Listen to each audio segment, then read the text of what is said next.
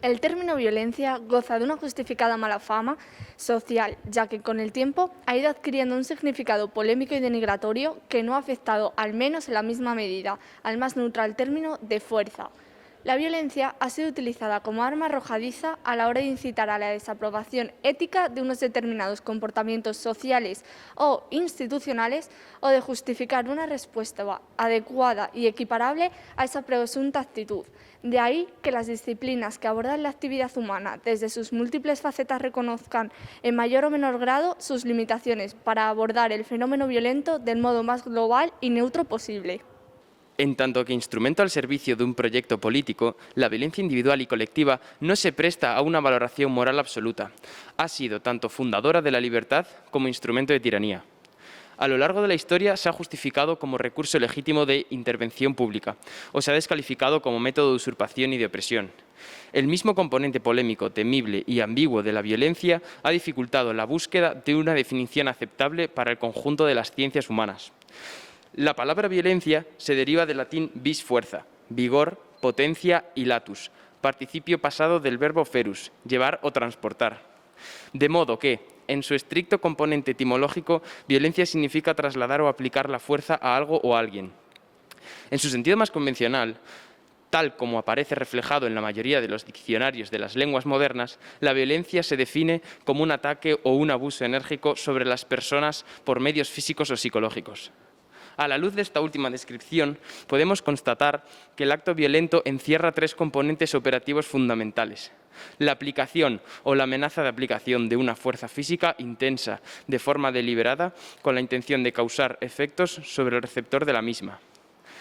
Esta tríada conceptual, la intencionalidad del emisor de tipo de fuerza aplicada y los resultados que la misma puede acarrear, nos permitiría establecer una amplia gama de acciones o situaciones que merecerían el apelativo de violentas, desde el homicidio, la delincuencia común o la coacción paterna hasta la guerra civil o el terrorismo. Si ahondamos aún más en la esencia del problema, podemos extraer dos elementos definitorios de la violencia. En primer lugar, su carácter relacional. Como desarrollaremos más adelante, la violencia, un tipo peculiar de comunicación, tendente a forzar la modificación de un comportamiento. Mediante la violencia se actúa contra la voluntad del otro, pero por chocante que pueda parecer la siguiente afirmación, la violencia es un modo de interlocución que a veces resulta ser la única alternativa posible ante la oclusión de otros medios menos destructivos de relación mutua. En segundo lugar, la violencia presenta una virtualidad transgresora de los derechos fundamentales de la persona. Es un ataque contra la integridad física y moral de alguien a quien se está vedando o limitando gravemente su capacidad de actuar con libertad. Un elemento central de la violencia es, por tanto, la negación brutal y duradera de la capacidad personal. Pero es una impugnación deliberada y actuante de esas potencialidades, propensiones y necesidades humanas.